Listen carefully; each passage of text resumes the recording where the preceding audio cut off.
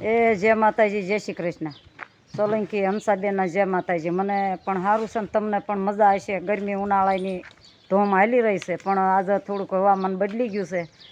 ચૈતર વૈશાખના વાદળા હાલે કહેવાય છે. આ જૂના ગઢિયાની કેણી કે આળહુને ઉજમ ચડાવે. ખેતરમાં હાંઠીઓ હોય, કોઈ કાંઈ હોય તો કામે જવા માંડી જાય. પણ એક હું કહું છું કે શિયાળો, ઉનાળો ને ચોમાસું 3 ઋતુ હોય વરસનું. એમાં આ જિંદગીની અને આ શરીરની બાળપણ, યુવા અવસ્થા ને ગઢપણ એમ 3 અવસ્થા હોય. તો એની અંદર કેવું જીવવું એ આપણા હાથની વાત છે. અને કેટલું જીવાય એ કોઈ નથી કહેતું. કેવું જીવીને આ જિંદગીમાંથી આ દુનિયામાંથી ગયા એ વધુ મહત્ત્વ છે. તો સરસ મજાનું હવામાન સારું છે. તો હવામાન સાથે મેં થોડોક વિડીયો ઉતાર્યો છે. જો સરસ મજાના ફળે પાકવા મળ્યા છે. આ ઋતુ જેવી હોય. અને ગુંદાએ તો ઢગલા કરી દીધા છે. કોઈ લેવાવાળું નહોતું. હાથના ટાણે કોઈ નવરું નહોતું. મારી જો બિયારણ કાઢવા મળ્યા ડોડાનું. તે વાદળા જોઈ ગયા એટલે માં બેઠા બેઠા બિયારણ ફોલી દે ડોડાનું.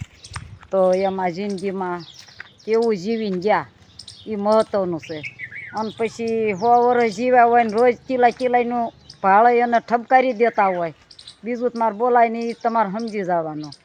અને પછી 50 વર્ષ જીવીને ગયો હોય ને કાયમ ભગવાનનું નામ લઈને આ દુનિયામાંથી વહી ગયો હોય તો એને રોજ યાદ કરે, અરે કેવા માણસો હતા. સીતારામ સીતારામ કરતાં કરતાં 50 વર્ષ જીવ્યા પણ કેવું સારું જીવીને ગયા.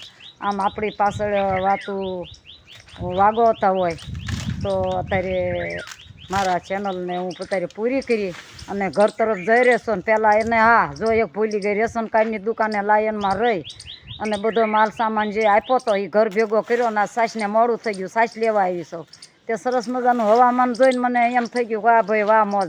આજ તો તડકો ઓછો પડશે. એ હંસાબેનની મોજ જેટલી માણ્યું એટલી માણી લેજો. અને હું હવે છેલ્લે પગથિયે બેઠે છું, ક્યારે બુડી જાવ કાંઈ નક્કી નથી. તો જય માતાજી કરીને મારા વિડીયોને હું પૂરો કરું છું. ફરી મળશું કાલે સવારે.